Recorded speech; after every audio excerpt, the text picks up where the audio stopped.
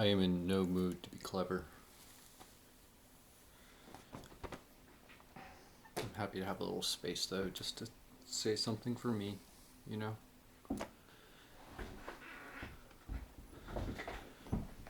I don't know if I'll post this one. This has actually just become a form of meditation now. Recording myself, you know?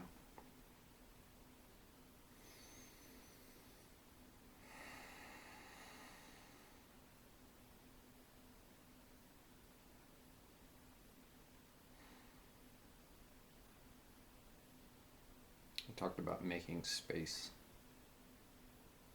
one time, not bringing anything to it.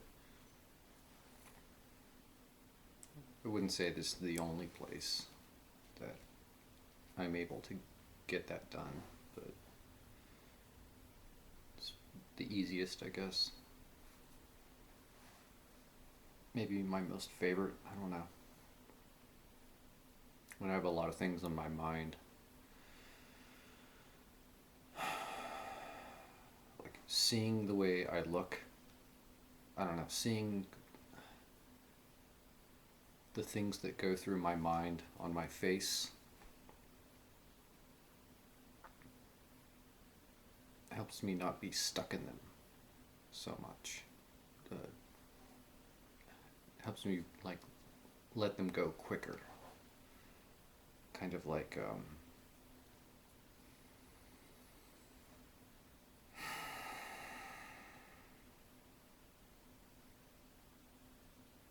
I've never had that idea before. I just realized that.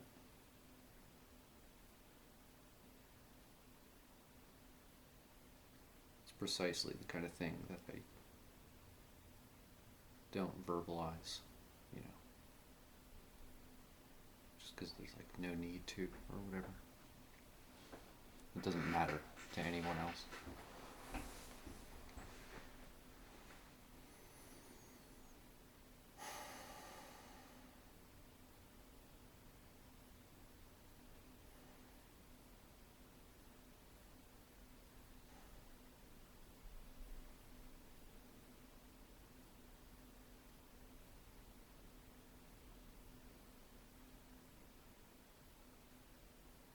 I like this space because it's like one of the only places in life that I don't worry, you know. And I'm about to give it up, you know. I can recreate it or start doing it again somewhere else, but when and where, it's just a unknown as of this moment, so.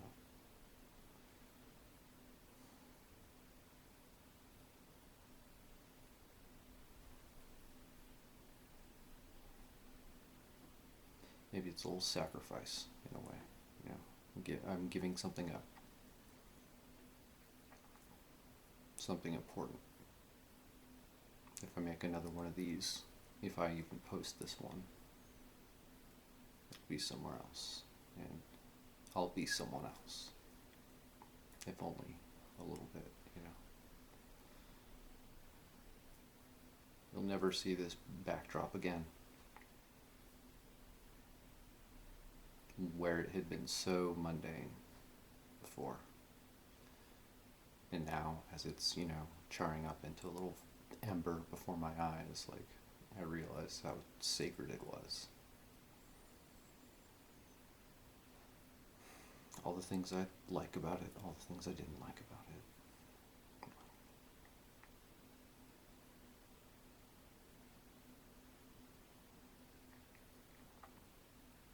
And then if I look back at this, the further away in time, in the future it gets, like, the sweeter all of this will seem. And I won't remember why, if not how much, why or how much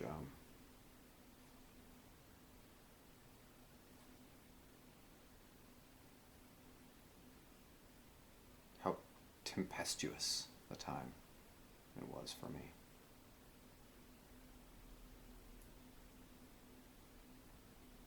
That's why I like making these. I'm about to let go of all my old stuff. I've only moved places a couple times in my life, and the things that I've kept with me have dwindled, that I've been able to keep. I always kept my old writing, like journals from being a teenager, really sweet stuff that I like.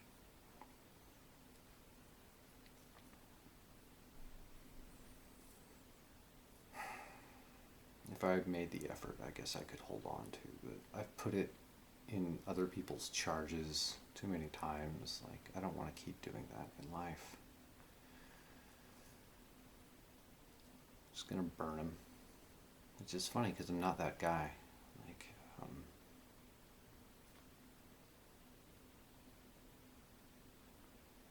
I forget if it was East of Eden or Cannery Row. One of Steinbeck's characters considered poetry an affectation, and he would burn all of his poems, and I thought that was sad whenever characters in journal in stories did that. So I kept everything, thinking that it would be precious, not so much for me,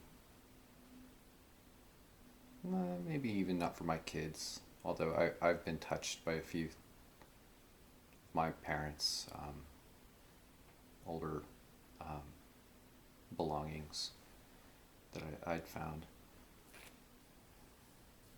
Precious more for grandchildren, and then precious most for like descendants that I would never meet.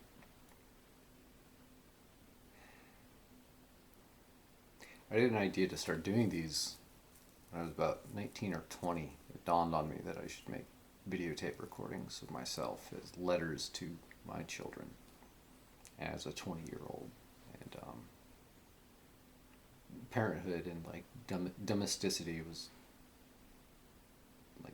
like flowered in my heart from a very early age. The idea of it, that was always a quality that I sought out in romances. It wasn't a deal breaker if it wasn't there. As a matter of fact, like, that kind of affinity for domesticity had very much gone out of style.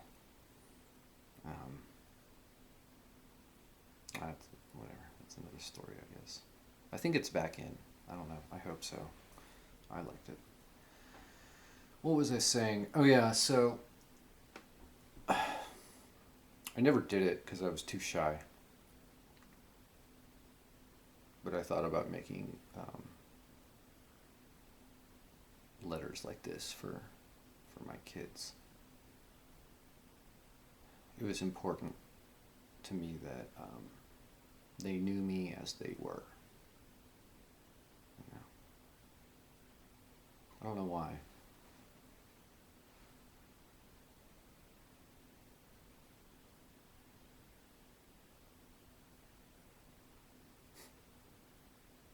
I also made a promise to myself.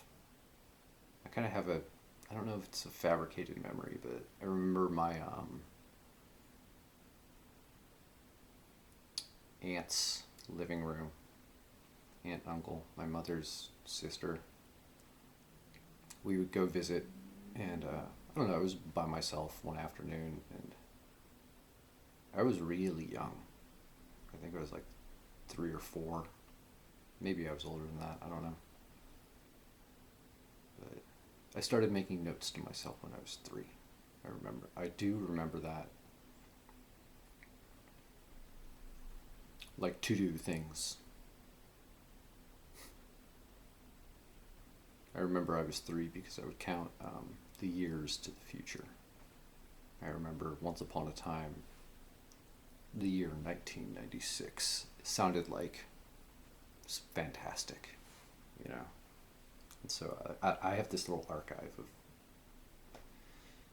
you know, for as long as it lasts. I don't think about that stuff too much anymore. But I do remember, what was I even saying? Oh, right. So I talked about I got to ditch all my shit because I have to move. So elementary school projects are gone, toast.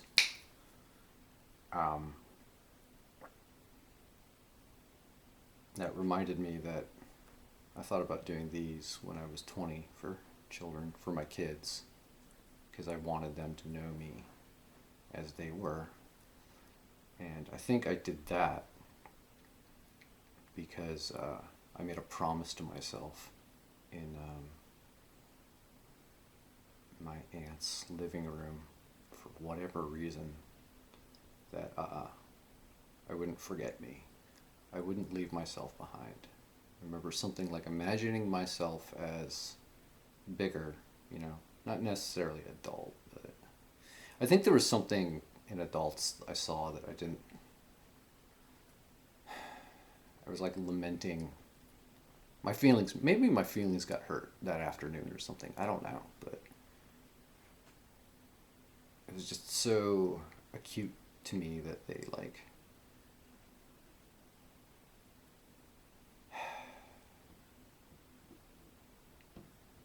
had no sympathy for their inner selves. They seemed slightly hypocritical to me.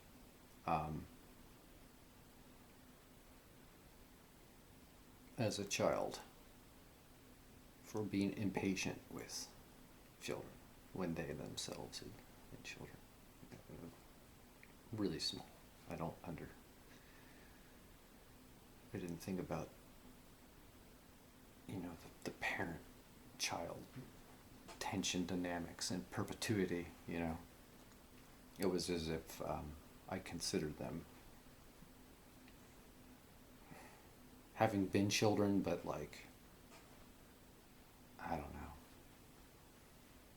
I guess it didn't dawn on me that it happened to them as well. Or maybe it did. And I promised myself, or asked myself, or told myself that I would be the one that remembered, you know. I would take myself with me. I wouldn't leave me behind, you know.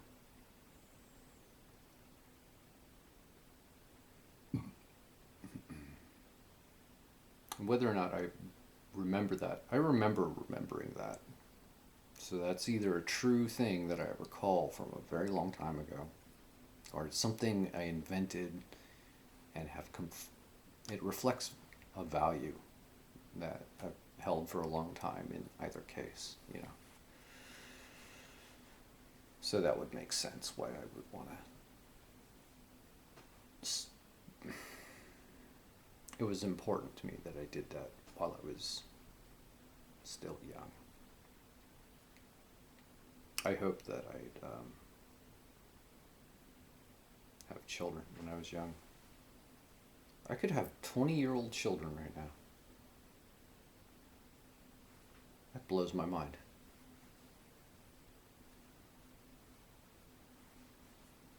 By all rights, like I'm the type I wanted, if life went how I planned in my early phases, I would have like 4 or 5 college age kids.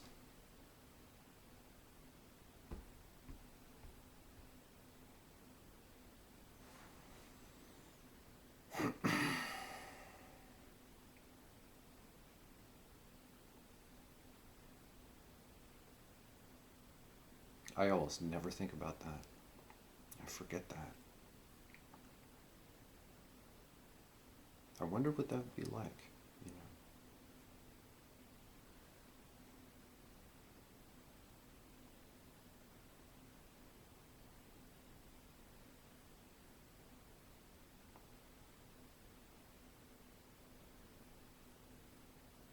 I always wanted to be a good father, but I've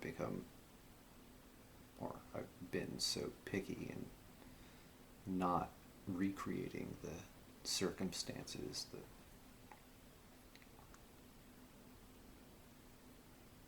not being my parents, you know, in whatever way.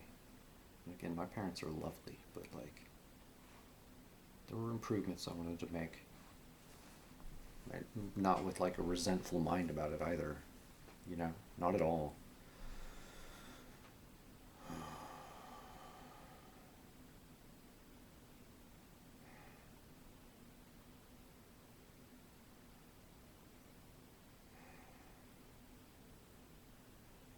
I wanted more time with my kids.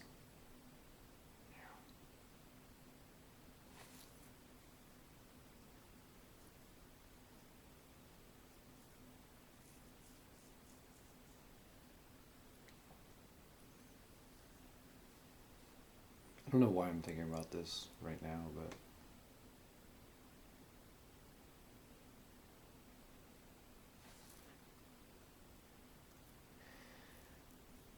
my guess is like there's something striking about the way that am I quiet? Am I too quiet? There's something striking about the way that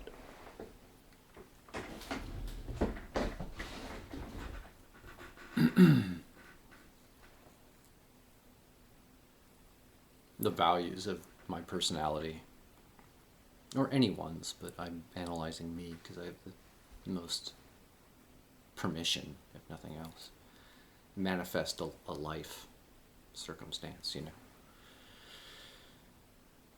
And then contrasting that to like what the ideal was.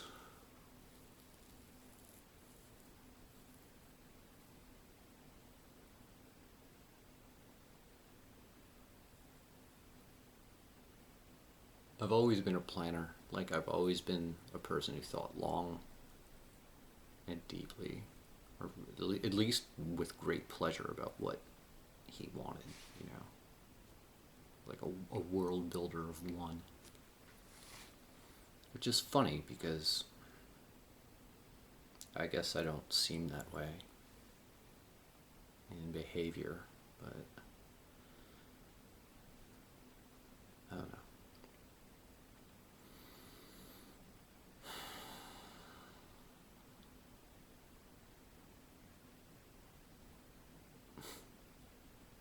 I had a girlfriend who actually put it really well once. She said that,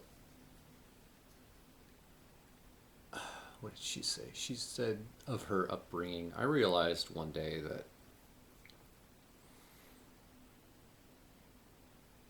it's like I was in a box and they, her parents or whatever, you know, trying to get me to crawl out of my box, you know. And I just needed to be in a completely different box. And like that resonated with me. I remember we were walking on the levee past Wells Fargo. Yeah, it's Water Street in Santa Cruz. Like, the moment, you know, my brain was just like snapshot, and I pictured it in my mind too. I never told her this, but I imagined her as like this baby toddler. It's so funny that I've never told anyone this. Never had a reason to. But it wasn't a box. She was in a gift. She was in a present, you know, one of those presents that you don't tear to open. And that wasn't like a deliberate construction, but that really says something about what I thought of her. That's funny.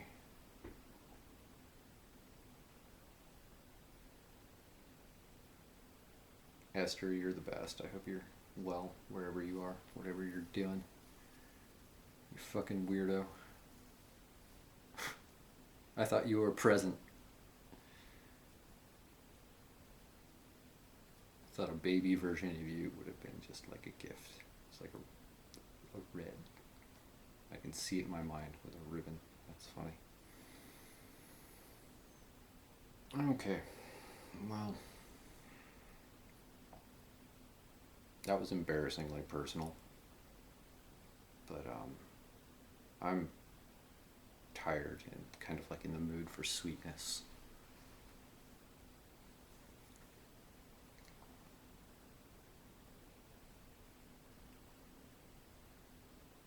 I don't like interpersonal conflicts. I don't like asking things of people. And like,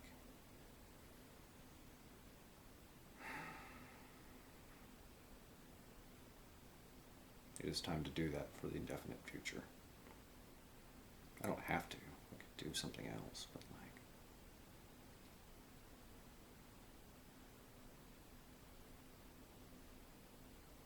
I'm just trying to remind myself, I guess, that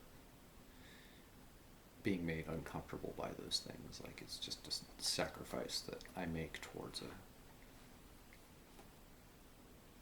better goal, you know? And you could definitely be skeptical about my risk reward analysis, but I don't know, man. Fucking brass ring for life every time. You know how long it took me to be able to reach that thing, the little carousel? A while. But I got it one day and I was super stoked. And that was, so when the metaphor came around in written form, that was a treat. That was a real treat for me. I knew what it meant to reach for the brass ring. I'm fond of that one. I'll hang it up there. Have a good night.